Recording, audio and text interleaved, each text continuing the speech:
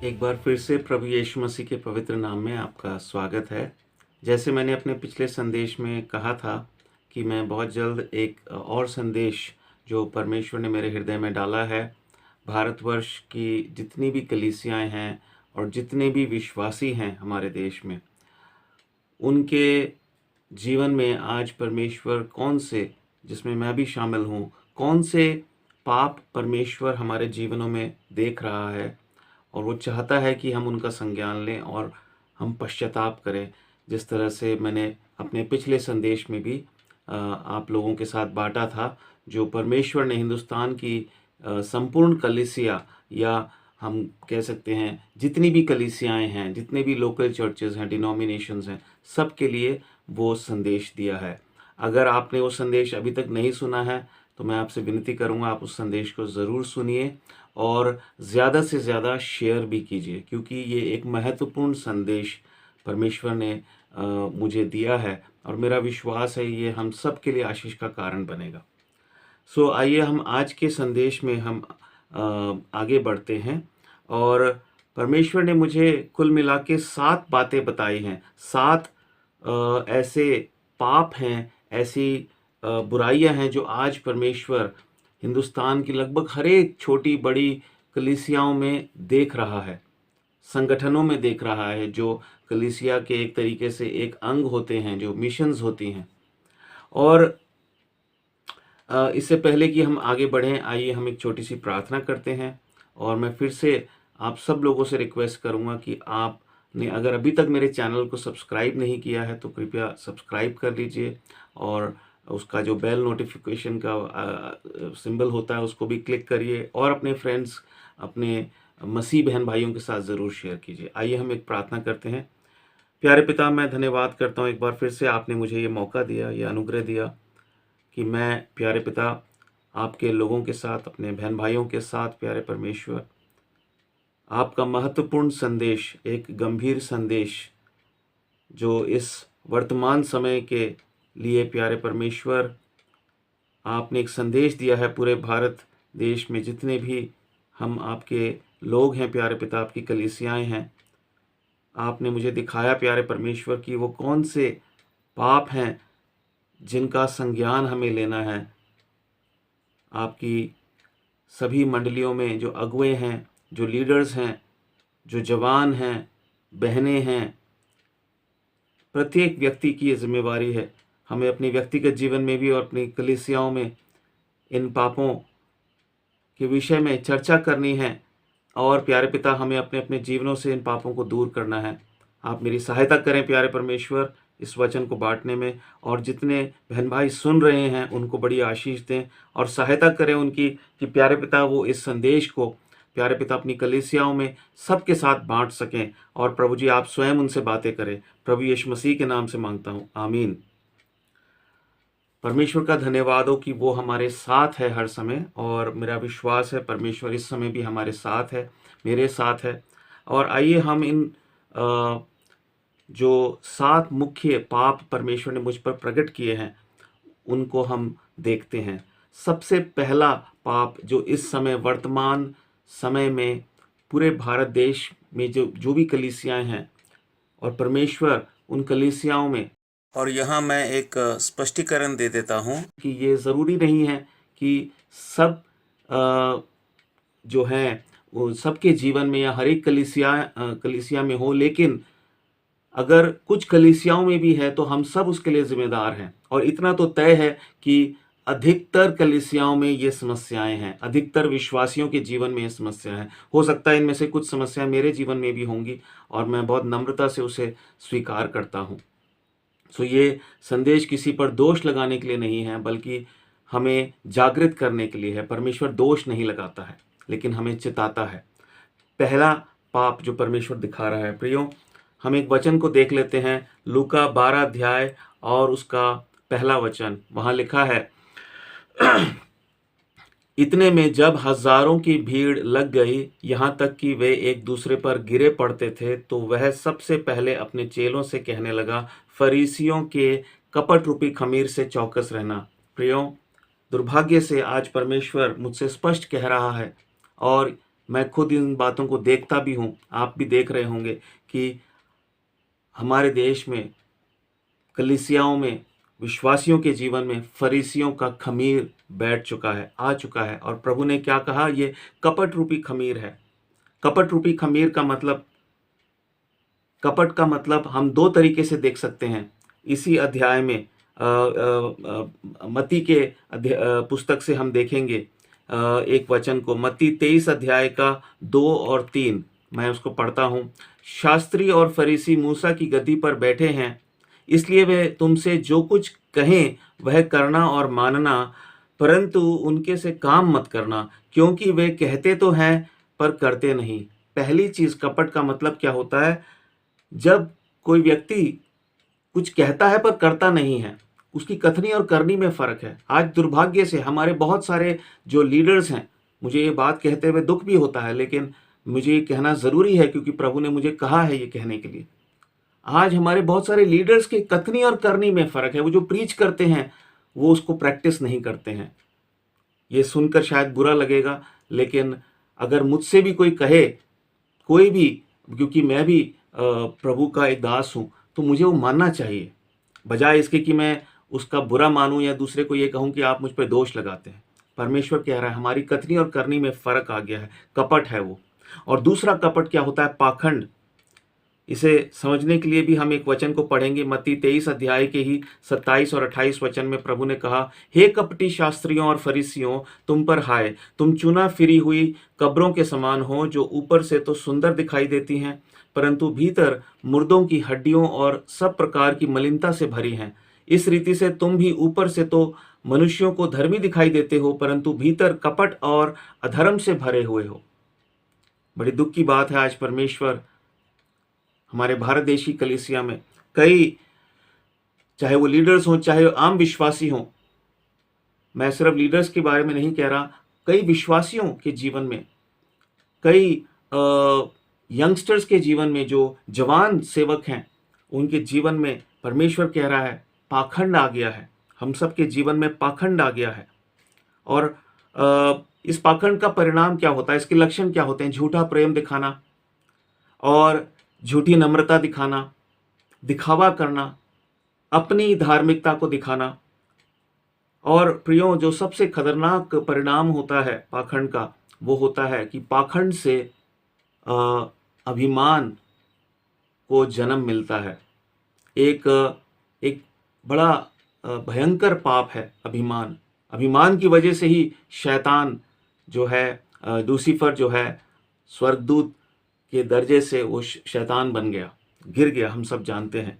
आइए एक वचन को पढ़ते हैं फरीसियों के जीवन से ही। लूका 18 और 11 वचन में हम पढ़ते हैं, फरीसी खड़ा होकर अपने मन में यूं प्रार्थना करने लगा, हे परमेश्वर, मैं तेरा धन्यवाद करता हूं कि मैं दूसरे मनुष्यों के समान अंधेर करने वाला, अन्यायी और व्यभिचारी नहीं, और ना इस चुंगी लेने वाले के समान हूं। मैं सप्ताह में 2 बार उपवास रखता हूं, मैं अपनी सब कमाई का 10वां अंश भी देता हूं। आज हर एक कलीसिया में सब लोग घमंड से भरे हुए हैं, अपने आप को सही कहते हैं, दूसरों को गलत कहते हैं, या कुछ लोग भले ही किसी को गलत ना कहते हों, लेकिन वो अपनी गलतियों को मानने को तैयार नहीं है, वो भी एक घमंड है। सो प्रियो, ये सबसे पहला पाप है। ये सारी बातें मिलाकर साबित करती हैं कि फरीसियों का खमीर हमारे जीवन में है। दूसरा गंभीर पाप परमेश्वर ने मुझे दिखाया है, वो ये है कि आज कलीसियाओं में, परमेश्वर के घराने में, परमेश्वर के लोगों में, चाहे वो कोई भी डिनोमिनेशन हो, कोई भी कलीसिया हो, एक आम व्यक्ति भी, एक आउटसाइडर भी आके कह सकता है कि यहाँ पर न्याय नहीं किया जाता है। न्याय में परमेश्वर ने, हम देखते हैं पुराने नियम में क्या कहा था न्याय के विषय में। लेवी व्यवस्था 19 और 15 में परमेश्वर ने कहा था, न्याय में कुटिलता ना करना, और ना तो कंगाल का पक्ष करना, और ना बड़े मनुष्यों का मुंह देखा विचार करना, एक दूसरे का न्याय धर्म से करना। लेवी व्यवस्था में परमेश्वर ने ये बात कही थी, पुराने नियम में। और प्रभु यीशु मसीह के वो वचन हमें नहीं भूलने चाहिए जो यूहन्ना 7 और 24 में प्रभु ने कहे, मुंह देखा न्याय ना करो, परंतु ठीक ठीक न्याय करो। प्रिय भाइयों और बहनों, आज ये वचन सिर्फ हमारे बाइबल में बस एक तरीके से हमारे स्टोर हाउस में है, बाइबल में है, हम पढ़ते भी होंगे कभी कभार, प्रचार भी करते होंगे, लेकिन हम इस पे अमल नहीं करते। हम इन वचनों की रोशनी में अपने आप को जांचते नहीं हैं। भले ही हम मेज में भाग लेते हों, हम होली कम्युनियन करते हों, लेकिन असल असल बात है, और मैं खुद कह रहा हूं आपसे, जो परमेश्वर ने मुझसे कहा है कि एक आउटसाइडर, एक बाहरी व्यक्ति को भी, अविश्वासी को भी अगर पूछा जाए तो वो ये बात एक्सप्लेन कर सकता है कि मैंने इन लोगों के जीवन में न्याय नहीं देखा, या आपस में एक दूसरे के साथ न्याय नहीं करते। Do not pervert justice, English में ऐसा लिखा बाइबल में। न्याय को मत बिगाड़ो। और हम देखते हैं आज ये पाप भी परमेश्वर के घराने में बहुतायत से पाया जाता है। और परमेश्वर ने, हम दो मुख्य बातों को और देखेंगे। मत्ती 23 और 23 में प्रभु यीशु मसीह ने क्या कहा था? हे कपटी शास्त्रियों और फरीसियों, तुम पर हाय, तुम पुदीने और सौंफ और जीरे का दशवांश तो देते हो, परंतु तुमने व्यवस्था की गंभीर बातों को, अर्थात न्याय और दया और विश्वास को छोड़ दिया है। गंभीर बात है न्याय। परमेश्वर के वचन में सबसे ज्यादा अहमियत परमेश्वर न्याय को देता है। न्याय में सारी बातें शामिल हैं। आप कोई से भी शब्द को पकड़ लीजिए, प्रेम को पकड़ लीजिए, न्याय को पकड़ लीजिए, ये पर्यायवाची हैं एक तरीके से। अगर आप प्रेम की बात करें तो क्या आपके प्रेम में न्याय है? रोमियो के 12 अध्याय में लिखा कि प्रेम निष्कपट होना चाहिए। निष्कपट का मतलब क्या है? उसमें कोई अन्याय नहीं होना चाहिए। हमारा न्याय ही, अगर हमारे अंदर न्याय करने की क्षमता नहीं है, हम परख नहीं सकते सही और गलत में। और नीति वचन 17 और 15 में क्या लिखा है? जो दोषी को निर्दोष और जो निर्दोष को दोषी ठहराता है, उन दोनों से यहोवा घृणा करता है। आज दुख की बात यह है कि परमेश्वर की कलीसियाओं में यही होता है कि जो निर्दोष है उसको दोषी साबित करने में लोग लगे रहते हैं, और वो दोषी साबित भी कर दिया जाता है। उसका कैरेक्टर असैसिनेशन होता है, उसको पूरी तरह से जलील कर दिया जाता है, साइडलाइन कर दिया जाता है, पछाड़ दिया जाता है। लेकिन जो दोषी है उसको बहुत समय तक लोग पहचानते ही नहीं हैं। ये हमारी कमी है, ये अगुओं की कमी है, ये मंडली के बहन भाइयों की कमी है, जो वचन को जानने के बाद भी इन भेदों को वो नहीं पहचान पाते हैं, जो अपना मुंह नहीं खोल पाते हैं न्याय के लिए, आवाज नहीं उठा पाते हैं। और एक और वचन को हम देखते हैं, याकूब और उसके दूसरे अध्याय और उसके पहले से चौथे वचन को हमें याद करना है। लिखा है, हे मेरे भाइयों, हमारे महिमा युक्त प्रभु यीशु मसीह पर तुम्हारा विश्वास पक्षपात के साथ ना हो। जहां पक्षपात होता है वहां न्याय कैसे हो सकता है? आप दिल पर हाथ रख के पूछिए अपने आप से, क्या आपकी कलीसियाओं में पक्षपात नहीं होता? वो कौन सी कलीसियां हैं जहां पक्षपात नहीं हो रहा है? बाहर से सब ठीक दिखता है, चुना फेरी हुई भीत इसको बोलते हैं ना। अंदर क्या है? अंदर पक्षपात है। और आगे कहता है, क्योंकि यदि एक पुरुष सोने के छल्ले और सुंदर वस्त्र पहने हुए तुम्हारी सभा में आए, और एक कंगाल भी मैले कुचले कपड़े पहने हुए आए, और तुम उस सुंदर वस्त्र वाले का मुंह देख कर कहो, तू वहां अच्छी जगह बैठ, और उस कंगाल से कहो, तू यहाँ खड़ा रह या मेरे पांव के पास बैठ, तो क्या तुमने आपस में भेदभाव ना किया और बुरे विचार से न्याय करने वाले ना ठहरे? हमारे न्याय में ही खोट अगर होगा तो परमेश्वर के सामने हम निर्दोष कैसे हो सकते हैं? इस विषय में परमेश्वर चाहता है कि हम गंभीरता से सोचें, अपने आप को हम उपवास रखें, और सर पर टाट ओढ़ के, जैसे पुराने नियम में लोग किया करते थे। लेकिन अब हमें अपने हृदयों को खेदित करना है, अपने घमंड को त्यागना है, अपने झूठे और अधूरे न्याय का ढोल नहीं पीटना है, और ये नहीं कहना है, सर्टिफाई नहीं करना अपने आप को कि हम तो न्याय करते हैं। बहुत सी बातों में हम अन्याय कर रहे हैं। हम तीसरे पाप के विषय में देखते हैं। तीसरा पाप जो आज हमारे हिंदुस्तान में कलीसियाओं में पाया जाता है, और प्रिय भाई और बहनों, मैं सच कहता हूं, मैं खुद इसको महसूस करता हूं कि आज जब हम कहते हैं लास्ट डेज, अंत के दिन, फलाना, लेकिन क्या हो रहा है? हम एक दूसरे को प्रोत्साहन नहीं देते हैं। जो निराशा में पड़ा है उसको पड़े रहने दो, उसने कुछ पाप किया होगा, ये उसकी प्रॉब्लम है। ऐसा विचार, ऐसी मानसिकता हमारे अंदर आ गई है। अगर किसी के जीवन में सब ठीक चल रहा है, वो कहता है परमेश्वर ने मुझे आशीष दी है। जिसके भी जीवन में ठीक नहीं चल रहा होगा, उसने कुछ गलत किया होगा। अगर किया भी है तो भी हमारा फर्ज बनता है कि हम उसे प्रोत्साहन दें। देखिए, हम एक वचन को पढ़ेंगे, इब्रानियों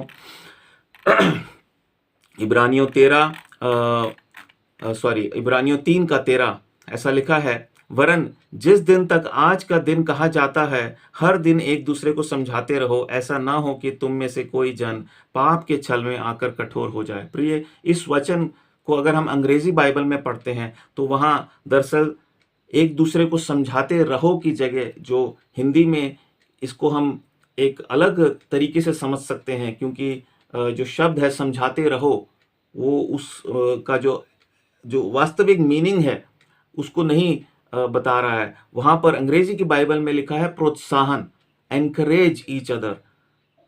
जब तक वो आज का दिन कहा जाता है, एक दूसरे को एनकरेज करो, प्रोत्साहन करो। आप बताइए आज कहाँ एनकरेजमेंट होती है? हमें जब फोन आते हैं कुछ लोगों के कि भाई जी, दूसरी कलीसियाओं के लोगों के फोन आते हैं कि भाई जी ये हमारी समस्या है, और कई बार मैं मन में सोचता हूं क्या इनके अगुवे सो रहे हैं, उनको दिखाई नहीं दे रहा है?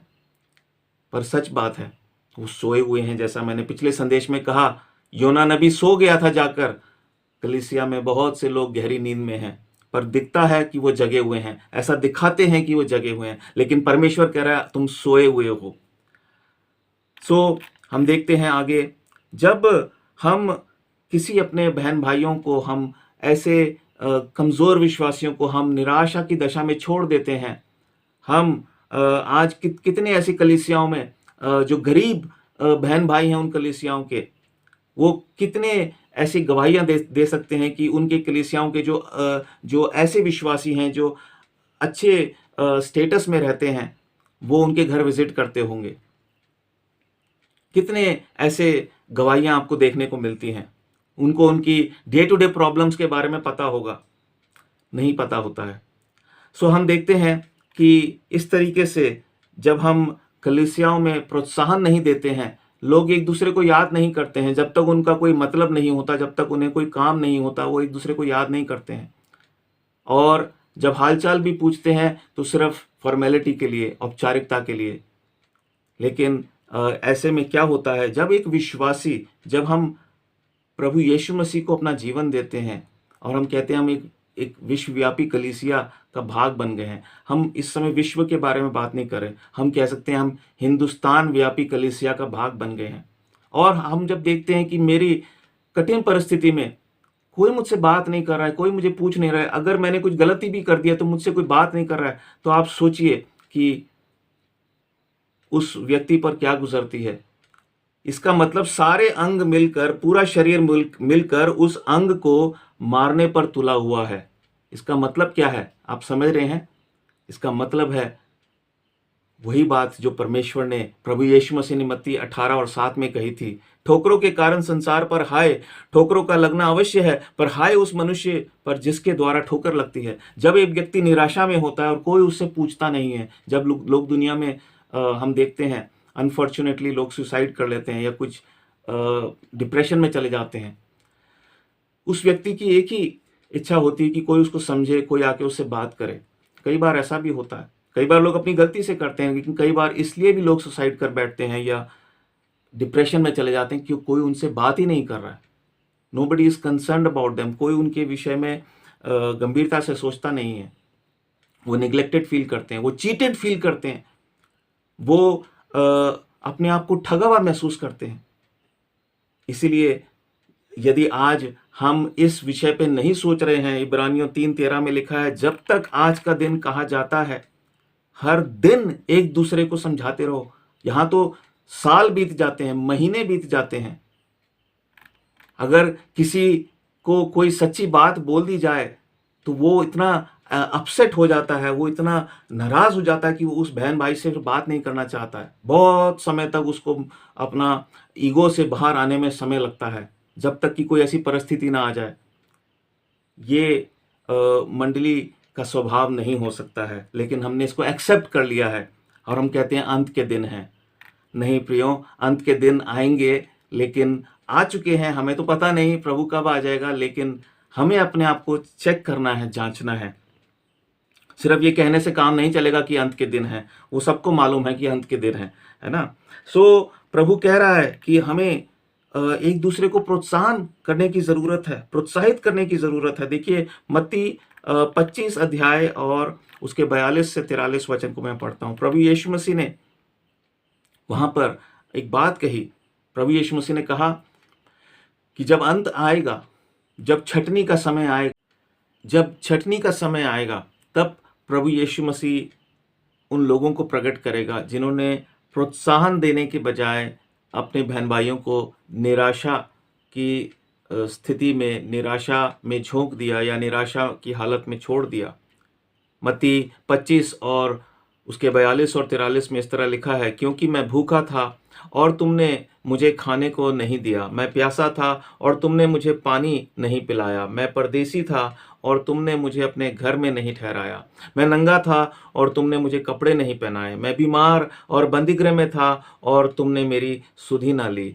मुझे याद है थोड़े समय पहले कोरोना के समय में सब विश्वासी लोग, उस समय भी कुछ ऐसे लोग थे जो प्रभु क्षमा करे उन्हें और उनकी आंखें खोले, उस समय भी उन्होंने अपने बहन भाइयों की सुधि नहीं ली। लेकिन कई बहन भाइयों को, कई विश्वासी लोगों को अपने बहन भाइयों की याद आई और उन्होंने एक दूसरे की जो है खबर लेनी शुरू की। लेकिन फिर से वो कोरोना चला गया और वो आत्मिक भूख, वो प्यास, वो जागृति फिर से गायब हो गई। और आज हम उसी दशा में हैं।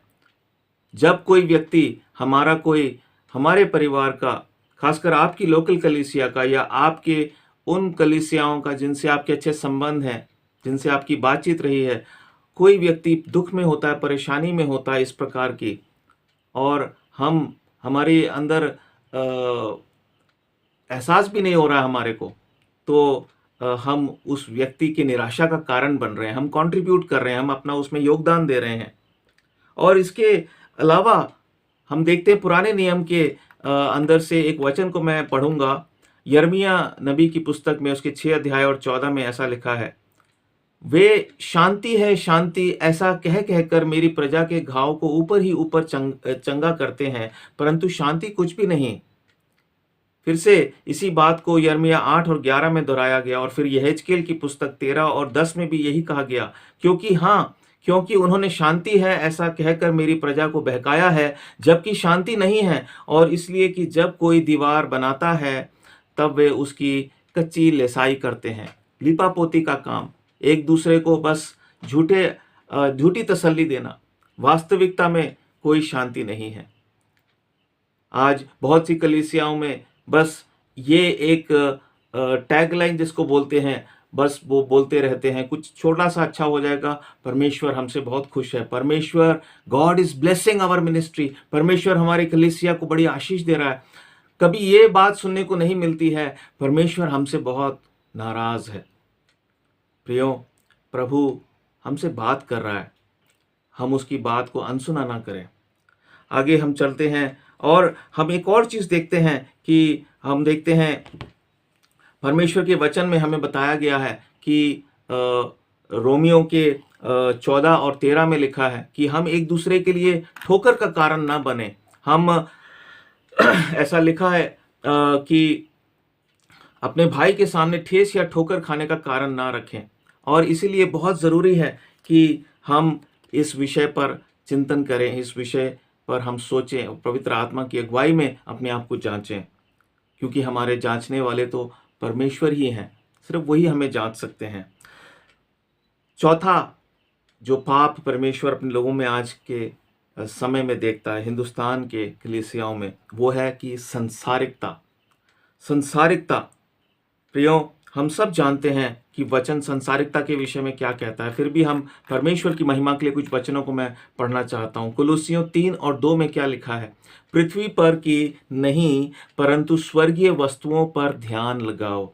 आज परमेश्वर के लोगों का ध्यान कहाँ है? वो बोल सकते हैं कि हमारा ध्यान स्वर्ग की बातों पर है, पर जैसे मैंने कहा कि एक आउटसाइडर, एक अविश्वासी भी बता देगा कि वास्तव में इनका ध्यान, ये स्वर्ग के बारे में बातें जरूर करते हैं लेकिन इनका ध्यान वहां नहीं है। इनका ध्यान संसार पर है। और संसारिकता जो है वो हमारे जीवन में आ गई है। रोमियो 12 और 2 में हम सब जानते हैं, इस संसार के सदृश ना बनो, परंतु तुम्हारे मन के नए हो जाने से तुम्हारा चाल चलन भी बदलता जाए, जिससे तुम परमेश्वर की भली और भावती और सिद्ध इच्छा को अनुभव से मालूम करते रहो। और यूहन्ना, पहला यूहन्ना 2 और उसके 15 से 17 को भी हमने कई बार हम उसको पढ़ चुके हैं, फिर भी मैं पढ़ता हूँ। तो संसार से और ना संसार में की वस्तुओं से तुम ना तो संसार से और ना संसार में की वस्तुओं से प्रेम रखो। यदि कोई संसार से प्रेम रखता है तो उसमें पिता का प्रेम नहीं है, क्योंकि जो कुछ संसार में है, अर्थात शरीर की अभिलाषा और आंखों की अभिलाषा और जीविका का घमंड, वह पिता की ओर से नहीं परंतु संसार ही की ओर से है। संसार और उसकी अभिलाषाएं दोनों मिटते जाते हैं, पर जो परमेश्वर की इच्छा पर चलता है वह सर्वदा बना रहेगा। प्रियो, आज कितना एक ऐसा वातावरण है जब हम देखते हैं परमेश्वर के लोग, कलीसियाओं में संसारिकता आ गई है। और जब हम संसारिकता की बात करते हैं तो हम इसको दो भागों में हम इसको बांट कर देख सकते हैं। एक तो जो संसारिक वस्तुओं के लिए प्रेम है, भौतिक वस्तुओं के लिए प्रेम है, और सिर्फ भौतिक वस्तुओं के लिए ही नहीं, शरीर के जो आराम है। आज परमेश्वर के लोग जो हैं वो, जिसको इंग्लिश में कहते हैं लग्जूरियस लाइफस्टाइल, वो एक आरामदायक जीवन, सुख विलास का जीवन जीने के आदी हो रहे हैं। मैं कई बार मन में सोचता हूं कि प्रभु, आपके लोगों को क्या ये शोभा देता है कि वो महंगी महंगी गाड़ियों में घूमें? एक तरफ उनके भाई बहन, परमेश्वर के लोगों में बहुत सारे लोग, बहुत सारे मिशनरीज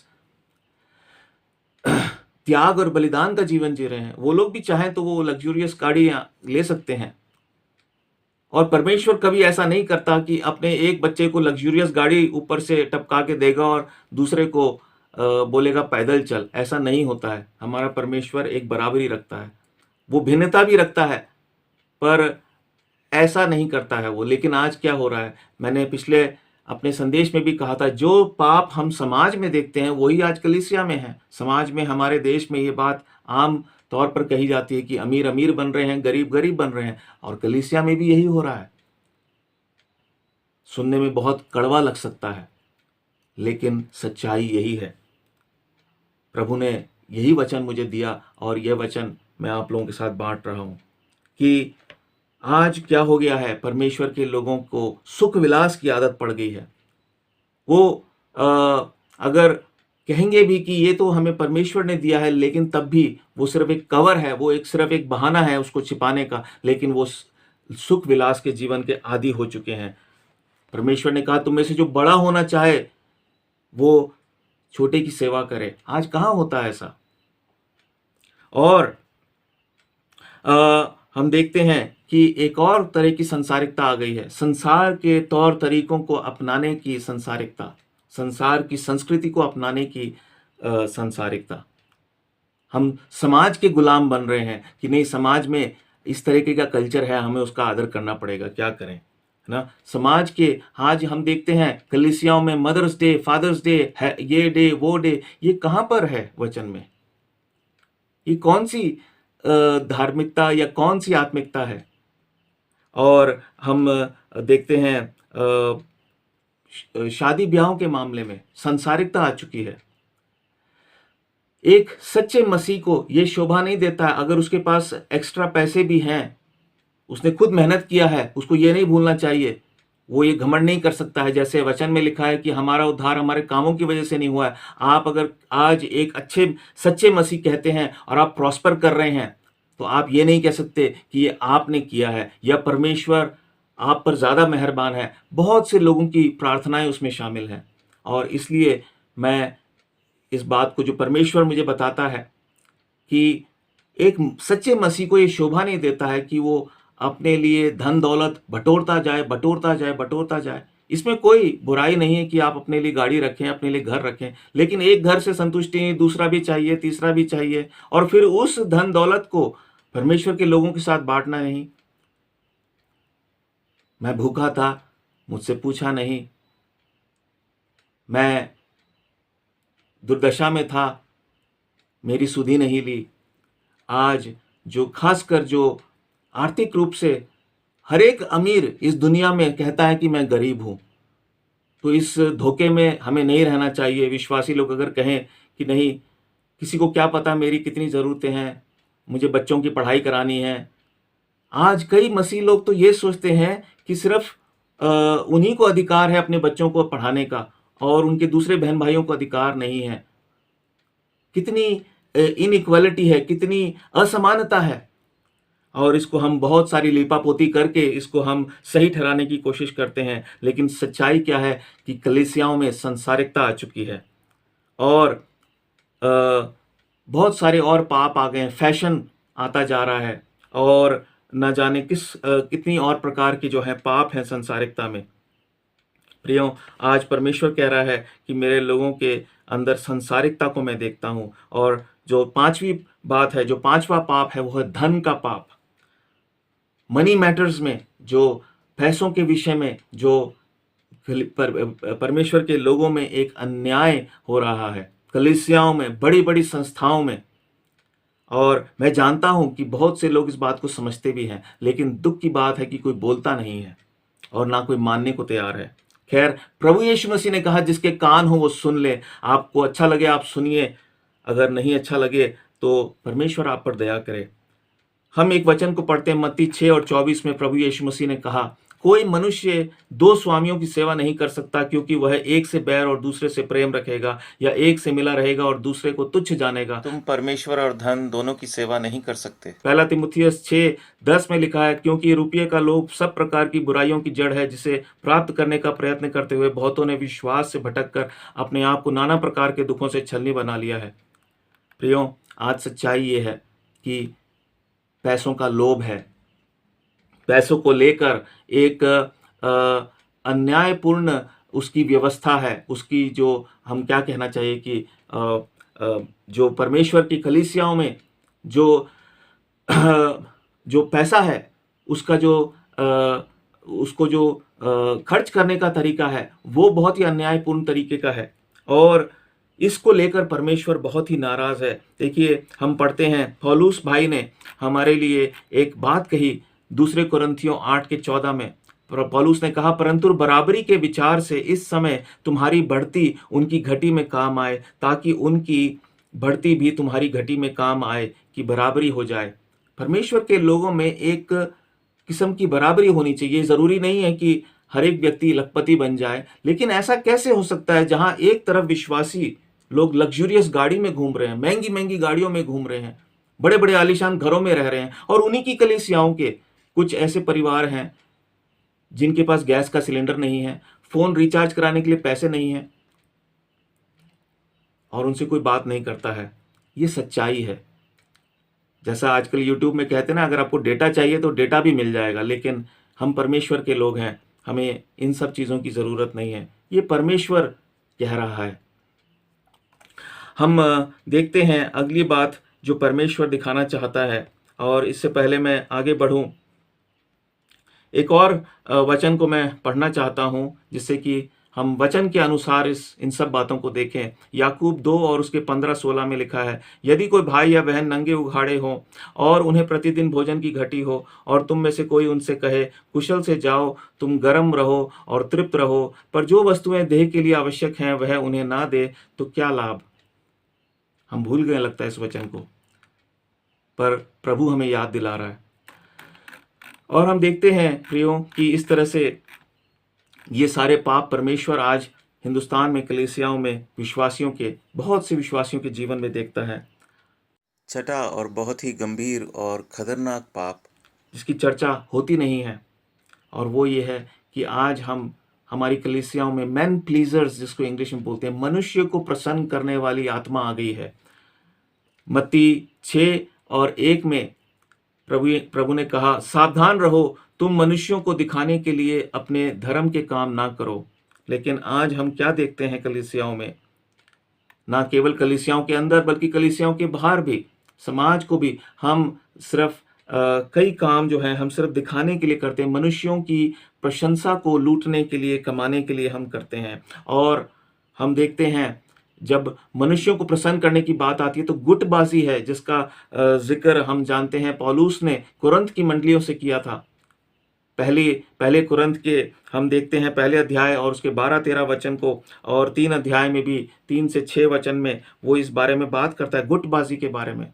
हम देखते हैं आपको स्मरण दिलाने के लिए मैं एक और वचन बताना चाहता हूं, गलातियों 2 अध्याय से 11 से 14 वचन तक, जब पतरस भी मनुष्यों को प्रसन्न कर रहा था और हम देखते हैं कि कैसा वो भेदभाव कर रहा था, और परमेश्वर का धन्यवाद हो, पौलुस ने उसको जो है टोका।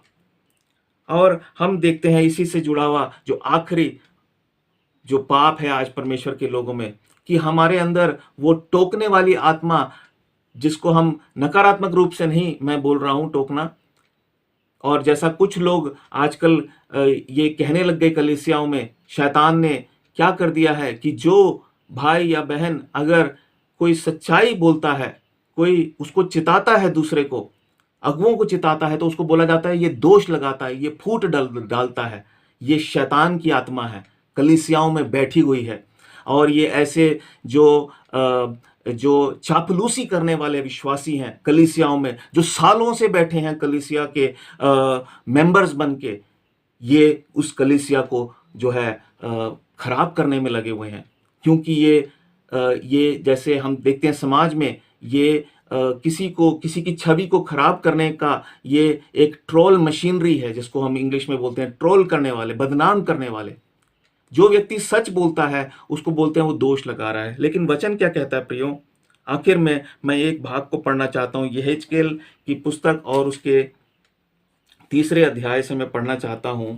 यहेजकेल 3 अध्याय से 17 वचन से यहां पर लिखा है कि हे मनुष्य के संतान, मैंने तुझे इज़राइल के घराने के लिए पहरुआ नियुक्त किया है। तू मेरे मुंह की बात सुनकर उन्हें मेरी ओर से चिताना। जब मैं दुष्ट से कहूं तू निश्चय मरेगा, और यदि तू उसको ना चिताए और ना दुष्ट से ऐसी बात कहे जिससे कि वह सचेत हो और अपना दुष्ट मार्ग छोड़कर जीवित रहे, तो वह दुष्ट अपने अधर्म में फंसा हुआ मरेगा, परंतु उसके खून का लेखा मैं तुझी से लूंगा। पर यदि तू दुष्ट को चिताए और वह अपनी दुष्टता और दुष्ट मार्ग से ना फिरे, तो वह तो अपने अधर्म में फंसा हुआ मर जाएगा, परंतु तू अपने प्राणों को बचाएगा। फिर जब धर्मी जन अपने धर्म से फिरकर कुटिल काम करने लगे और मैं उसके सामने ठोकर रखूं, तो वह मर जाएगा, क्योंकि तूने जो उसको नहीं चिताया, इसीलिए वह अपने पाप में फंसा हुआ मरेगा। और जो धर्म के कर्म उसने किए हों उनकी सुधि ना ली जाएगी, पर उसके खून का लेखा मैं तुझी से लूंगा। परंतु यदि तू धर्मी को ऐसा कहकर चिताए कि वह पाप ना करे और वह पाप से बच जाए, तो वह चितौनी को ग्रहण करने के कारण निश्चय जीवित रहेगा और तू अपने प्राण को बचाएगा। प्रियो, ये भाग भी हम भूल गए हैं, क्योंकि आज कलीसियाओं में कोई किसी को चिताना नहीं चाहता है। इफिसियों 4 और 25 में लिखा है कि हम एक दूसरे से जो है वो हम सच सच बोलें। हाँ, कलीसिया 4:25 में लिखा है, इस कारण झूठ बोलना छोड़कर हर एक अपने पड़ोसी से सच बोले, क्योंकि हम आपस में एक दूसरे के अंग हैं। लेकिन आज आलम यह है कि अगर हम किसी भाई को, किसी बहन को सच बोल देते हैं, खास करके कोई ऐसा सच जो उनके विषय में कोई उनकी गलती दिखा रहा है, तो वो चिढ़ जाते हैं, वो नाराज हो जाते हैं, वो हम पर दोष लगाते हैं कि आप तो दोष लगा रहे हैं। नहीं, अगर हम कोई सच बता रहे हैं तो वो तो परमेश्वर का प्रेम है, क्योंकि प्रेम कुकर्म से आनंदित नहीं होता बल्कि सत्य से आनंदित होता है। प्रियो, मैं परमेश्वर से प्रार्थना करता हूं कि ना केवल मेरे जीवन में, हम सबके जीवन में हम इन पापों को हम जांचें कि कौन से पाप हमारे जीवन में हैं, और हिंदुस्तान की सारी कलीसियाओं के लिए प्रार्थना करें, क्योंकि केवल हमारे पश्चाताप से ही, हमारे अंगीकार से ही एक बदलाव आएगा, एक जागृति आएगी। सड़कों पे जाके हंगामा करने से, सभाएं करने से और सरकारों से अपील करने से, या जस्ट ऐसे ही मीटिंग्स करते रहने से, कॉन्वोकेशंस करने से, महासभाएं करने से कुछ नहीं होने वाला है। सिर्फ एक बात परमेश्वर ने कलीसिया को करने को कहा है। जैसे योना को एक बात कही थी और उसने उसका उल्टा किया, पर उसको सबक सिखाया परमेश्वर ने, फिर वो रास्ते पे आया। आज आप और मैं, हम पश्चाताप नहीं कर रहे। परमेश्वर को दिखाने के लिए हमें एक रिचुअल की तरह पश्चाताप नहीं करना है कि 31 दिसंबर को पश्चाताप किया, कभी कभार पश्चाताप किया। पुराने नियम में सर पर टाट ओढ़कर, धूल ओढ़कर, उड़ाकर कैसे वो बैठते थे, हमें वैसे पश्चाताप करना है, टूटे हुए हृदय के साथ। परमेश्वर इस वचन के द्वारा हम सबको आशीष दे। जय मसीह।